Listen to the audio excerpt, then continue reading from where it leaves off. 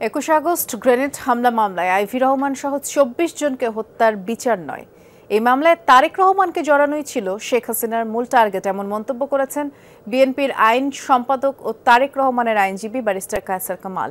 ২১ August grenade হামলা মামলায় তারেক রহমান সহ সব আসামির খালাসের রায়ের বিরুদ্ধে রাষ্ট্রপক্ষের করা আপিলের তৃতীয় দিনের শুনানি শেষে কথা বলেন তিনি। এই মামলায় সাক্ষী হলে মামলার আসামি থেকে নাম কাটানো হবে এমন চাপ প্রয়োগ করে ১৭ জনকে সাক্ষী করা হয়েছে বলে জানান আইনজীবী শিশির মনির। ওয়ালটন এখন দেশের সীমানা পেরিয়ে পৌঁছে গিয়েছে ৫০টিরও বেশি দেশে। ওয়ালটন, ঘরে ঘরে বিশ্বজুড়ে।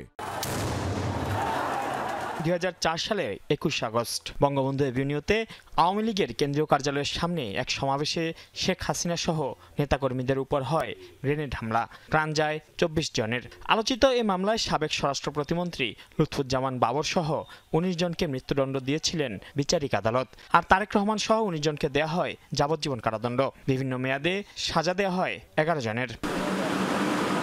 তবে হাইকোর্টে এসে খালাস পান এই মামলার সব আসামি। মামলার সাক্ষ্য গ্রহণ থেকে শুরু করে বিচারিক প্রক্রিয়া সঠিক না থাকায় বিচারিক আদালতের রায়কে অবৈধ ঘোষণা করা হয়। তখন হাইকোর্টের এই রায়ের বিরুদ্ধে আপিলে যায় রাষ্ট্রপক্ষ। মঙ্গলবার সকালে প্রধান বিচারপতি ডক্টর সৈয়দ রেফাত আহমেদের নেতৃত্বাধীন আপিল বিভাগের ৬ বিচারপতির বেঞ্চে এই মামলার তৃতীয় দিনের শুনানি হয়। এদিন শুনানিতে সাক্ষ্য গ্রহণের ক্ষেত্রে অনিয়ম তুলে ধরেন আসামিপক্ষের আইনজীবীরা। দুইটা মামলা চড়ে না, আর যদি দুইটা মামলা চালাইতেও হয় সেখানে আইন স্পষ্ট যে সাক্ষী নিতে হবে দুইটাতে আলাদা আলাদা করে।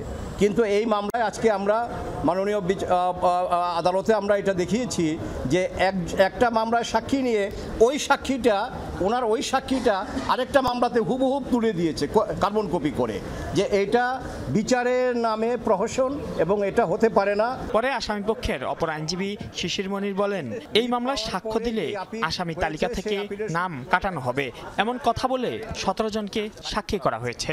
অফার দেওয়া হয়েছে যে যদি আপনি সাক্ষী হন তাহলে আসামি করা হবে না। এইভাবে ১৭ জন ঊর্ধ্বতন পুলিশ কর্মকর্তাকে মামলার সাক্ষী বানানো হয়েছে।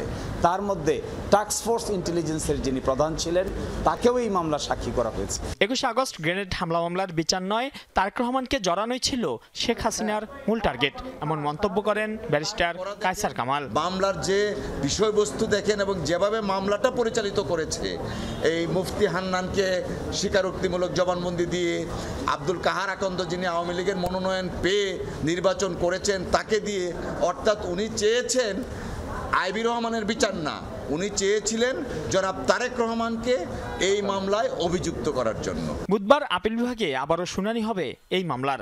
আপিল ও খালাসের রায় বহাল থাকবে এমন প্রত্যাশা তারেক রহমানের আইনজীবীর। মাইনুল মারুফ, যমুনা নিউজ, ঢাকা।